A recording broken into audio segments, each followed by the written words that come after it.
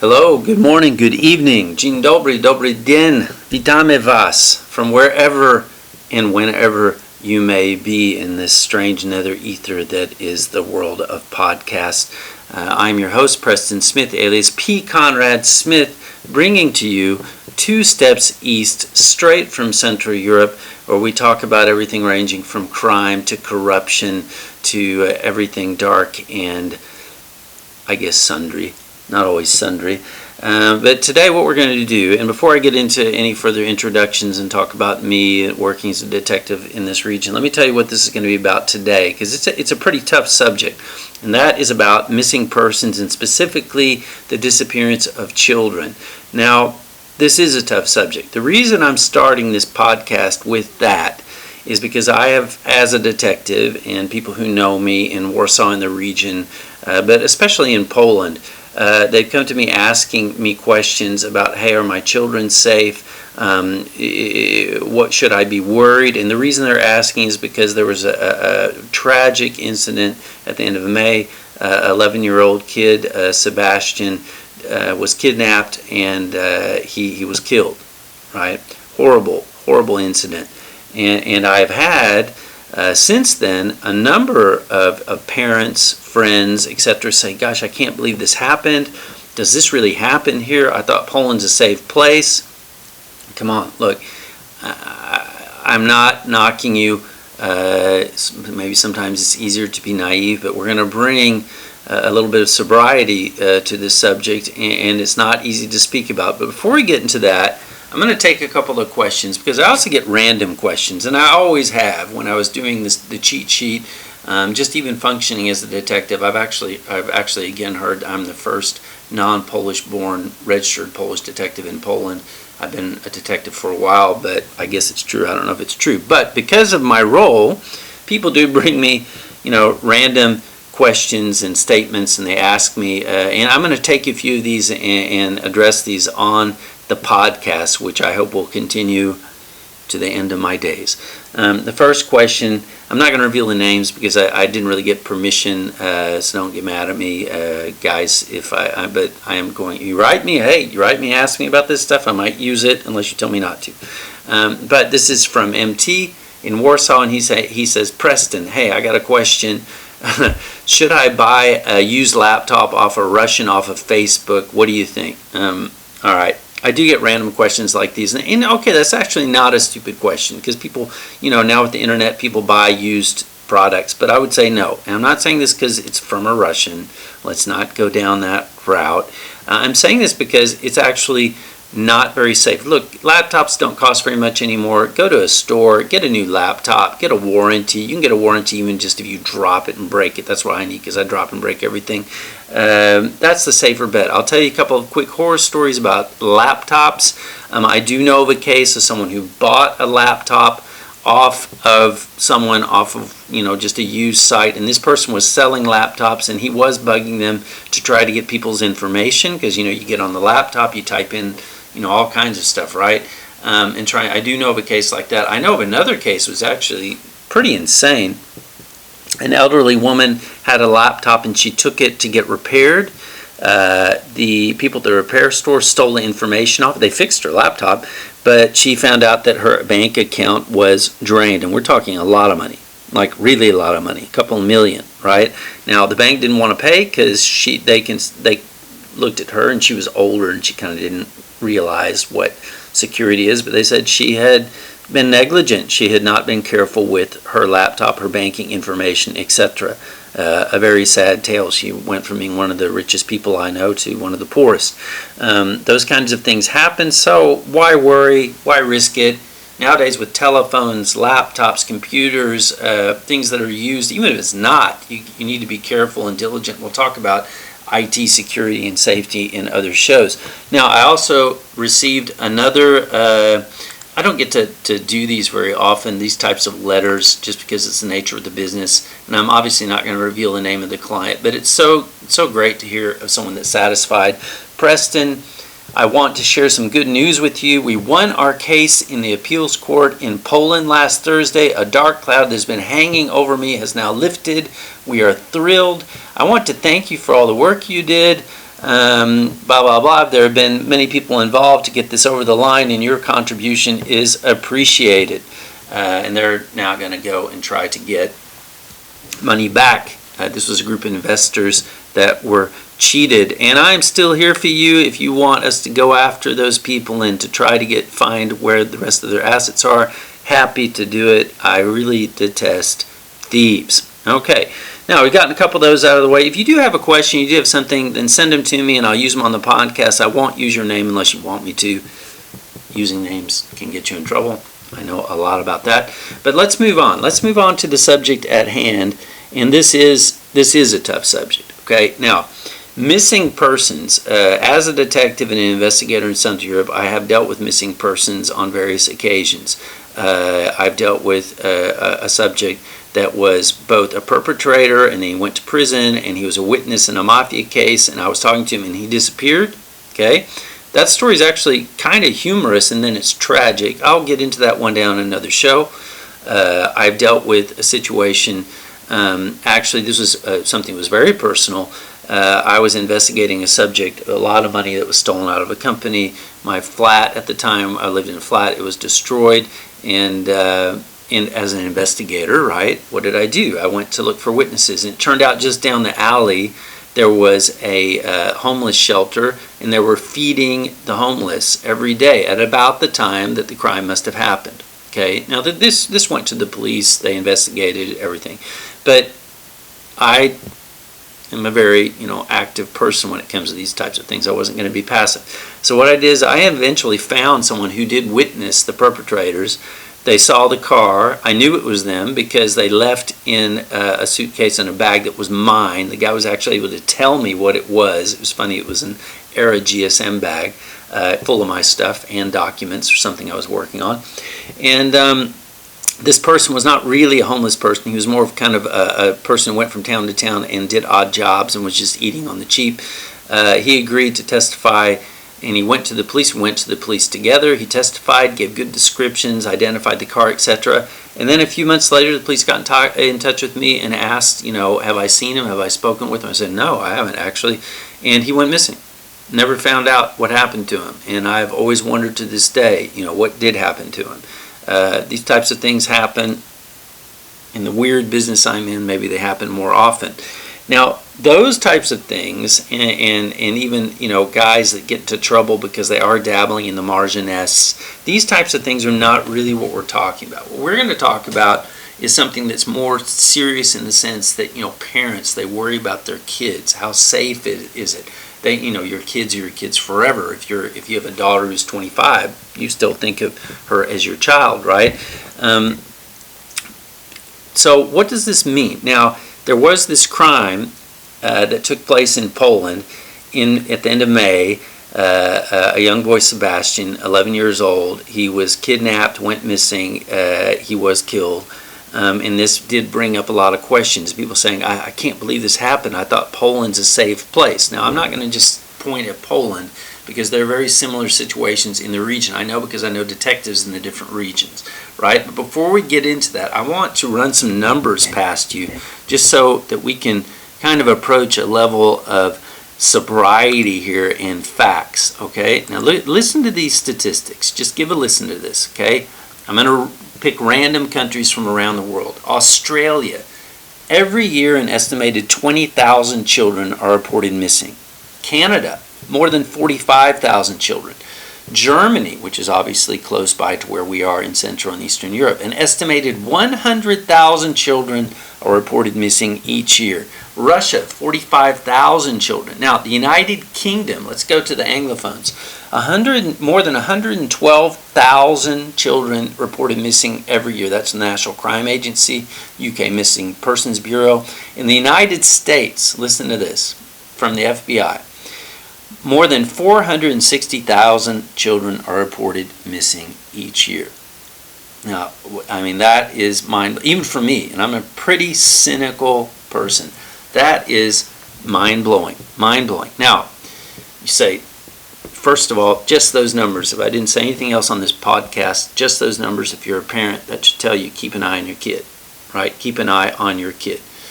Children are innocent They don't know the ways of the world. They're gullible. You blink, and that could be it. I'm not trying to scare you, but look at these numbers. Listen to those numbers, right? Now, let's talk about Poland, because these questions came from Poland. I think these would apply to a lot of other countries. Like I said, I deal with detectives in other countries all the time, and I know what they think about this subject. But if we look at Poland, generally speaking, well, you do get kind of some variance when you get into the numbers. If you look at, there's a nonprofit, Linia Nadzieja, who focus on this type of thing. And what they will say is generally you are in the region of 17,000 to 20,000 missing persons a year, okay? And between 2012 to 2017, you had somewhere between 6,000 and 8,000 children up to the age of 17 that disappeared.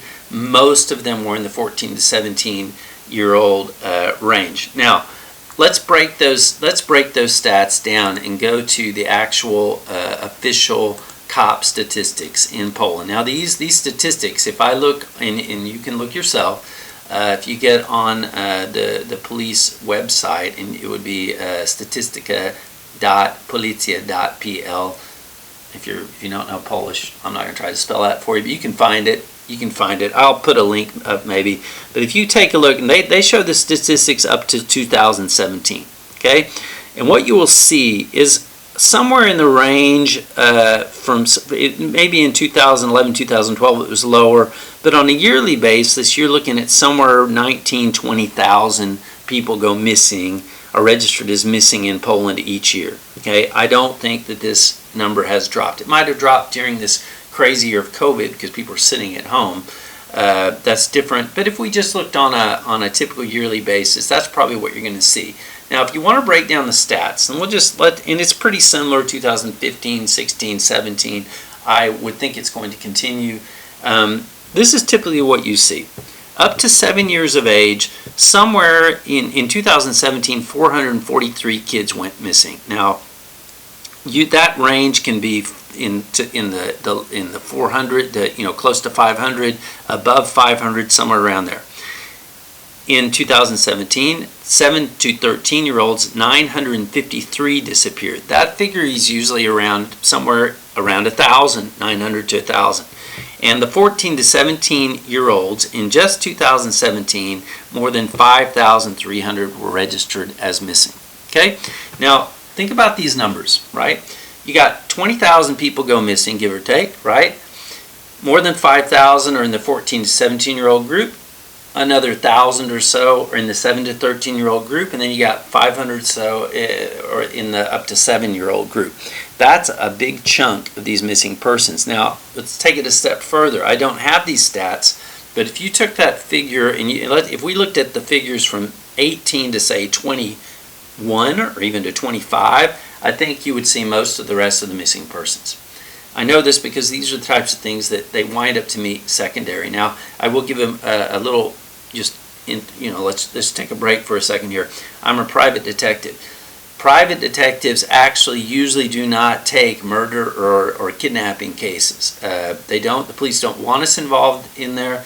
The police have the right to do much more than we could do, and they don't want us to interfere in something. And I tell you why, because if you just look at a normal case, the police want to talk to a witness first, okay? If I happened on a witness first and asked the questions, it's like taking an exam. The second time when the police come around, that he's prepared for the questions.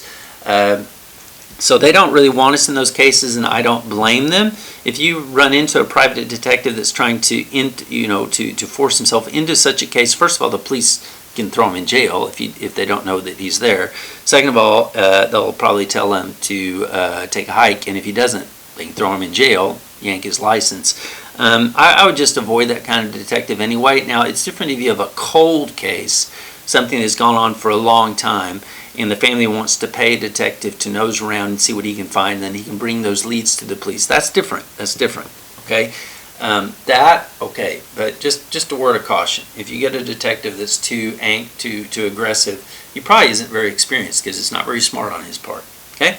Now, let's get back to these figures. Here is a couple of scary things to throw out. First of all, it's not Germany with 100,000, right? But we're talking 20,000 people here that are going missing every year, right? Even, when you think about, say, the United States or Germany, where do they all go? Now, the fact is, because they go missing doesn't mean they never turn back up. Some of these people, some of these missing children are going to turn up, okay? Thankfully. But still, especially if you look at the United States, more than 400,000 a year, that's just, you just wonder, where did they all go? What's going on here? The sad thing is there are a lot of sick people in the world. Now, I'm going to throw something else out there that comes from my, detectives I work with, guys that work for me, ex-cops at an officer, a captain level who work these types of cases, and they will, let me throw out something which is actually kind of scary. It is scary, and it pushes those numbers up higher.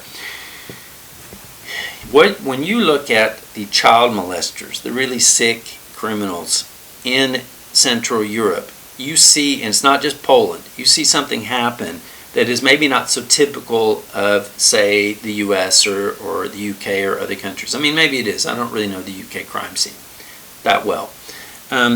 What they can do, because you have such good transportation, trains don't cost much, these guys can target larger cities. So they get on a train, they show up in a larger city, they target an apartment complex, and then they pretend, it's like wearing a disguise. They pretend that they're the postman or maybe a pizza guy or somebody, and they can get in there and target a kid. Now, how does that happen? Well, because a lot of people, you have these apartment complexes and you have these closed courtyards, and the kids play, and the parents don't pay attention because, they assume the kid's in a safe environment. The kid is in the courtyard, you got the neighbors, you got everybody has windows, they can look down, check on the kid. But the fact is that people don't pay attention, and then they find a kid in a basement, molested, injured, they might find, or maybe wandering around dazed. The other kids tend to, I don't know, they didn't notice anything, right? And the perpetrator is gone, okay, gone.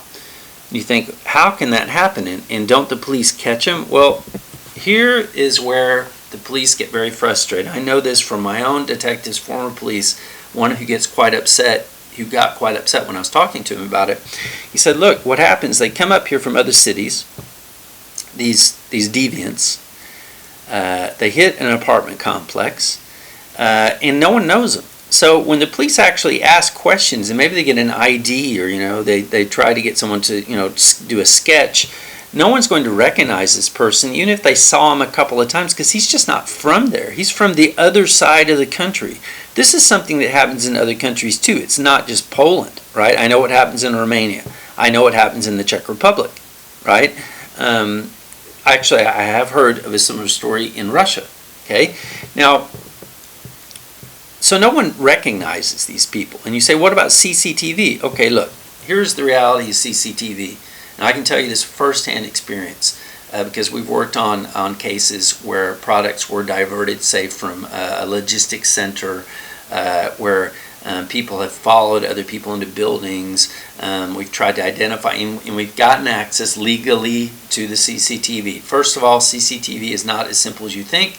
If the system is advanced, you can run through the timelines. A lot of times, though, you'd be surprised. They don't want to store so much footage, so the footage is deleted after a few days or a week. But okay, let's say the footage is there. A lot of times it's just grainy. Even in a case where you have, say, a logistics center and they're paying attention to what's happening to products, and the CCTV is sharp. The guys that are doing this, they're wearing baseball hats, they're wearing hoodies. It might be winter time. It's very hard to identify them. And when you do see them, gosh, man, people all look alike. Okay. Another example, just to tell you the truth, we talked about this one day, was the Pink Panther mob that was hitting all the diamond stores, the jewelry stores all over Europe. These guys were mostly Serb or Montenegrin, and on CCTV they all looked the same. No one could identify these guys, right? Now you throw in the fact that these people are coming up, these perpetrators are coming up from different parts of Poland, right? No one knows them. Think about this. No one knows them. How are they going to recognize them? So you see what I'm talking about. You've they've thought this out. and then they commit a crime and they're gone. And the cops are very frustrated. They haven't forgotten about it. They try to solve these cases. They hate these guys, even in prisons. Prisoners hate these guys. That is true. But it is not easy to catch them. I think there's a lot of good cops that work really hard, and they have a very difficult job. We'll talk about that too in another podcast. So what is the lesson here? First of all, keep an eye on your kid. Second of all, keep an eye on your kid. Other kidnappings, and when kids wind up, they disappear even for a short period of time. A lot of times it is near the home. It could be walking to school. I don't want to scare you. But the point is that these kids, they disappear for a very short period of time. Their lives are changed forever, as are their parents, and you're not going to count them in those statistics. They are not going to be missing person statistics. They were found, right? But still, you could say a portion of their life has now gone missing because it's been damaged forever, their youth, right?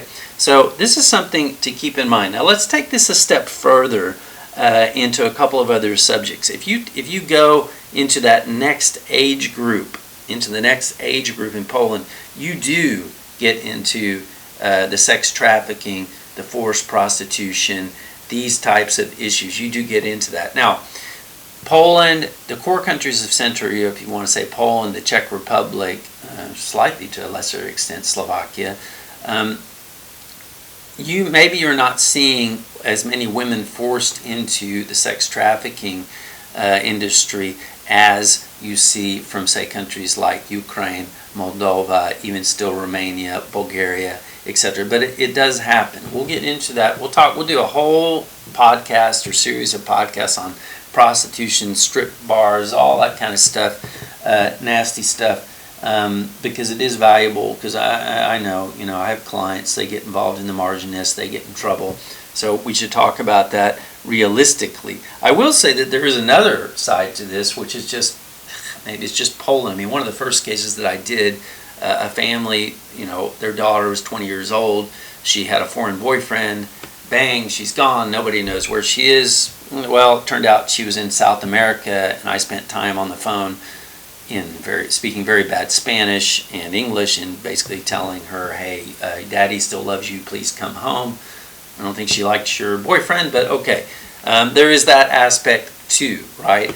That's just, it is what it is, and those types also fall into the missing persons category. They do. And then there's finally another category, and that would be parents kidnapping kids from each other. And I'm talking about the divorce cases where the dad kidnaps the daughter from the mother and maybe crosses the border, or the mother won't give the dad access. Those are specific cases, these matrimonial issues. That's when you get into surveillance, and to tell you the truth, even with children in those types of cases, possession is 99% of the law. We'll talk about that in another podcast. But what I want to leave you with are a few things that, these are staggering numbers. In some ways, things have actually improved because there's so much better cooperation between police of different countries, and that is true. So people that rag on the police, you should give them a break. I'll give you an example. In the 90s, there was an estimate, and this was not a far-fetched estimate, that somewhere between 400,000 and 700,000 young Ukrainian women disappeared from Ukraine, were forced into the sex trafficking industry, into that horrible world. There were crazy things that happened back then. I mean, there was like a choir, a group of young girls that were in a choir group, signed up. They were going to go tour the West. They got on a bus. They were never seen again. This is something that has been with us. It's going to stay with us. But when it comes to your kid, keep an eye on your kid. Think about it. Know where your kid is. Don't just assume that because they're playing down in the apartment complex in the courtyard that everything is okay. Okay? Now, I hope that wasn't, too much of a shock for a first podcast. I'll give you kind of a glimpse of what's going to come up in the next podcast. We're going to get into, for example, what the hell is going on in Bulgaria. We have new elections coming up, but what brought us there? Man, that has been a circus. And I'm not just going to pick on Bulgaria. There are plenty of countries to pick on, and those include countries in the West. I'm not going to give them a break either. I hope you come back. I hope you stick with me.